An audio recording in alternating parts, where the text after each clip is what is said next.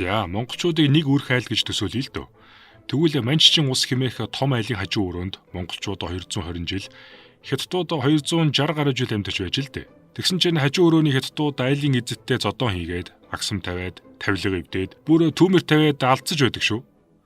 Манж эзэн чимдана аваад бүр нүдэндээ нулимстэй зүхтаалаадаа хөрхий. Энэ бужигнаан дунд монголчууд амьдарч байсан өрөөгөө өөр юмшүүлж, хууль ёсны эзэмшигч нь болж гэрчлэгээгээ аваатглаа. Гэтэл айлын шинэ эзэн өнөөх монголчуудаа олон аргаар дарамтлана. Дээд давхрын Орос айл хүртэл янаглан хорлоно. Жохом ингэж л 1911 онд эхэлсэн тусгаар тогтнолын төлөөх тэмцэл эцгээс хүүд дамжин гэрээслэгдэж, хүний 3-аас 4 үеийг дамжин дамсаар 1990 оны арчилсан хувьсгалаар өндөрлөж бүрэн ялалтад хүрсэн билээ. За 2023 оны 12 дугаар сараас хойш дуусаагүй түүх нэвтрүүлгээрээ хэдүүлээ 7 хоног бүр уулзсан золгож буу халж байлаа.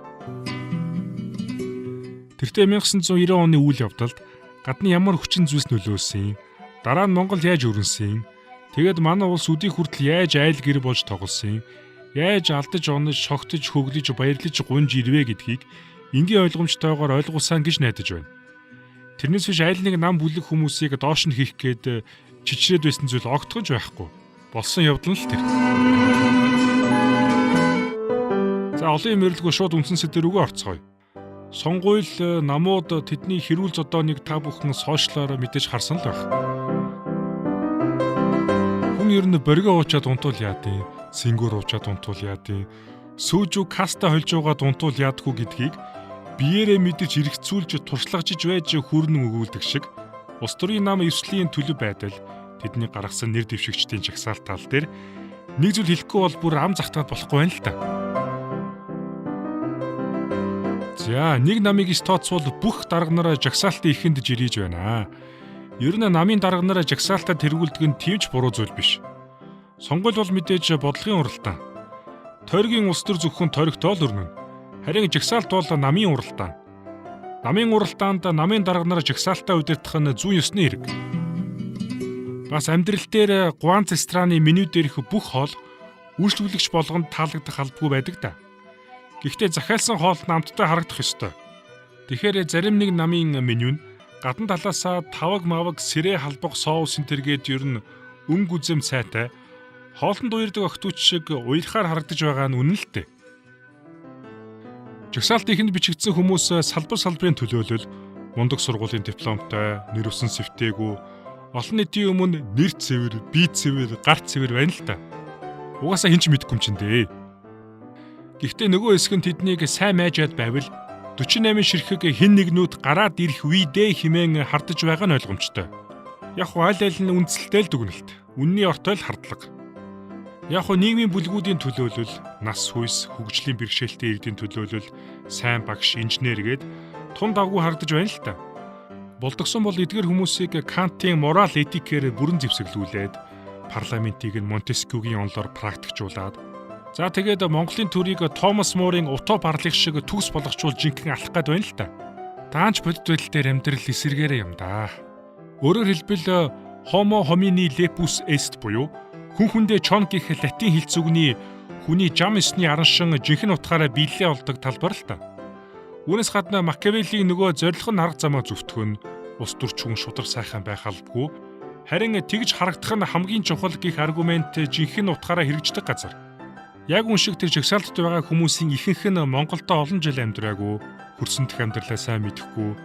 Жинхэнэ Монгол убаа гэдэг шиг Монголын улс төрийн тамийн тогооны хатуу хөтөг мэдэхгүй учраас асуудал угаасаа үүснэ. Тэгэхээр тэр хүмүүст ч гэсэн асуудал, намдж томоохон асуудал үүсгэн тодорхой. Нөгөө намын хуучин убаа аж манарч гэсэн зүгээр байхгүй кнопчон болох гэж үзнэ штэ бас. Уг нь улс төрийн намд шин салхи оруулах, зөв залуусыг парламентэд оруулах нь онлын хувь зөв л дөө. Орчин үеийн нээлттэй ертөнцид сайн эмч, инженер, багш, тамирчин, жүжигчин, манаач, бие хамгаалагч гээд хинч байсан тухайн хүн хэр менежментийн элтих урлагийн гал унтраах прагматик ур чадвартай байна. Тэрүүгээрээ л амжилттай улс төрч болдог. Тэрнээс биш ярилцаж байснаа шууд хэн нэгнийг хаа нэгтэйгээс олж чирч гаргаад олон юмд майгээд тавьдгүй л дээ. Яг хуу тухайн хүн цэл залуу насныхаа гал төлөөр бадарч сэтгэл зүрх хоёртоо шатаж яваа залуу байг. Харвард, Цинхуа, Оксфорд, Сайнсбо эсвэл Ivy League-ийн гээд 5 дипломтой байв. Байрных нь бүх найзууд, ажлын газрынх нь бүх хүмүүс түүнийг шудраг усны туйл хэмээн үнэлдэг. Гой хоол идэг, царайлаг, IQ нь 125 хүрдэг. За тэгээд юу гэж? Улс төрийн намын үйл ажиллагааг хангах, бас сонгуулиа санхүүжүүлэх гол хэрэгсэл нь мөнгө байд юм аа. Тэгэхээр тэр мундаг залуу хаанаас мөнгө олох вэ? Хэн тэрэнд итгээд төвий гэж жагаад мөнгө тоолоод сарвайх вэ? Тэгэхээр тэр мөнгө сарвайсан хүн эсвэл байгууллагын барьцаанд орохгүй гэдэг асуудал гарч ирнэ. Үүнээс гадна төрийн ажил яаж явагддаг? Яаж Монголын амьдралтай ойр хууль санаачилдаг, баталдаг?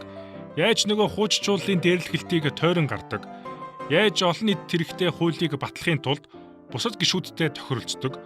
За тэгээд ажлууд нь хаана очиод гацдаг? Гацсан ажлаа яаж эвтэйхнэр цааш нь явуулах гээд олон юм байна дөө ер нь л. Ямартай ч эдгээр хүмүүс давгүй л харагдаж байна. Ингээд жагсаалтаа хийх нь 20 жилийн тасралтгүй засагласан, бас сүүлийн 8 жил хит олонх хийж байгаа намын амь аврагдах гэсэн ухаалаг залтай алхам гэдэг нь мэдээж. Намын даргын хувьд ч гэсэн намдаа төдийгүй улс төрд өөрийн эрх мэдлийг хадгалах гэсэн арга зай байгаа нь ойлгомжтой. Хэрв ийм меню гаргачаад сонгуульд ялагдвал намын дарга хар толгоогоор хариуцлага хүлээнэ. Нам засгийн тамгаа алдна. Дээр нь үнийг нь хүлээгээд сууж байгаа түүнд дургу ангиасаа хөөгдсөн хуучин найзууд нь ордноор дүүрэн байгаа л үз. Ер нь 2-3 удаа хит олонх болж засгалсан намаас иргэд уйдаад ирэхээр тухайн намад биш л бол хинж байсан яг уу гэдэг сэтгэл зүй үүсэх нь ойлгомжтой. Чухам энэ дээр л бусад намуудын ухаалаг залтай тоглолт явагдаж үхэгсэхээ үздэгтэй. Уулын цоргоо нарын юм уу? Өнгөн нойрох юм уу? Тэгэхээр 1990 оноос монголчууд бид оюун санааны хувьсгал, реформ, төр барих туршлагагүй байдал, хулгай лувир, алдаа оноо, харуусал, бахархал, баяр хөөргээд маш олон зүйлстэй нүр туллаа. Алдаа болгоно бидэнд сургамж болох учиртай. Хэдий намуудын мөрийн хөтөлбөр улс төрчдийн зорилго тэдний этик моралын хэмжүүр харилцсан адилгүйч бүгдийнхэн сэтгэл зүрэх их орныхоо төлөө лугшдаг гэдэгт итгэдэг.